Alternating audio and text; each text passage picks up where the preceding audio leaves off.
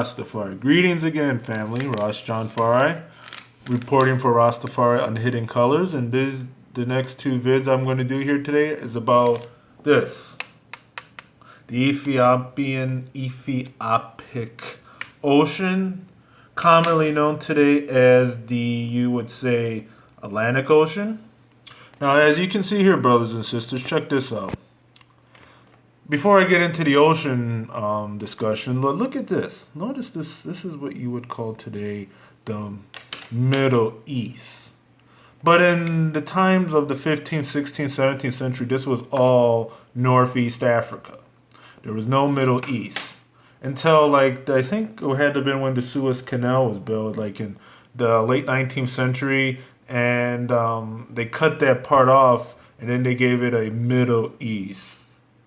Well, in hindsight, if you look at this map, you see it's all North East Africa. But again, they just want to take Israel, Palestine, and anything to do with that out of its connection with Holy Mama Ethiopia. But that's for another video. But let's check this out. This is the Ethiopian Ocean. This is from a map from the British War Museum I got offline.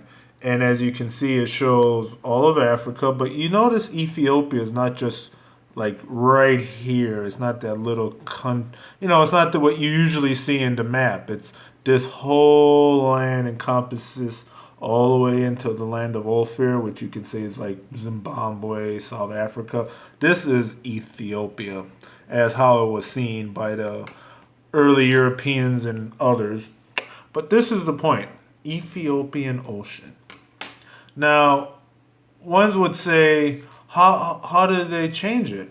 Well, as time went on, a lot of the European explorers put their dent on a lot of these names, like Ethiopian Ocean. They call it the Atlantic. But let's check this out.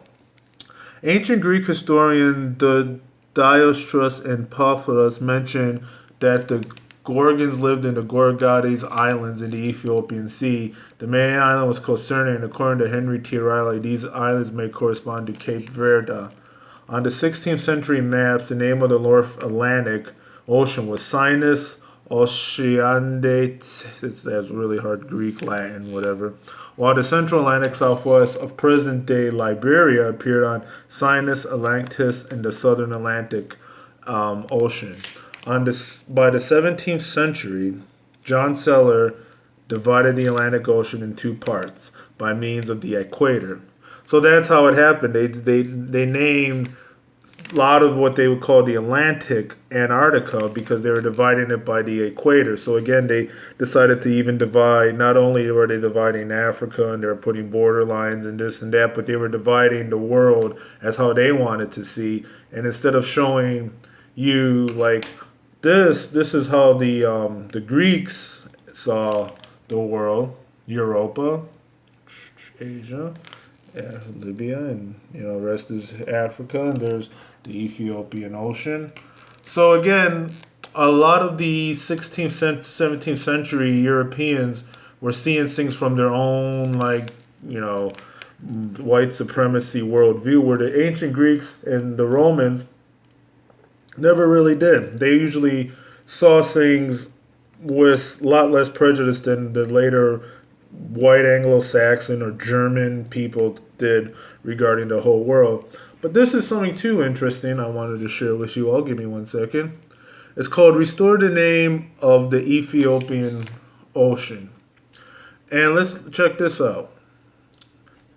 This is from the subcontinent map of McFadden of London on the Dutch colony of the Cape of Good Hope.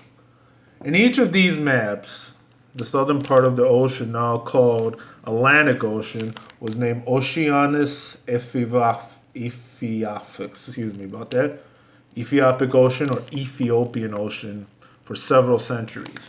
As a person of Ethiopian origin who values the history of humanity, its pearls and advancements, successes and failures collectively, I believe is up to the contemporary society to present information for consumption of knowledge based on facts.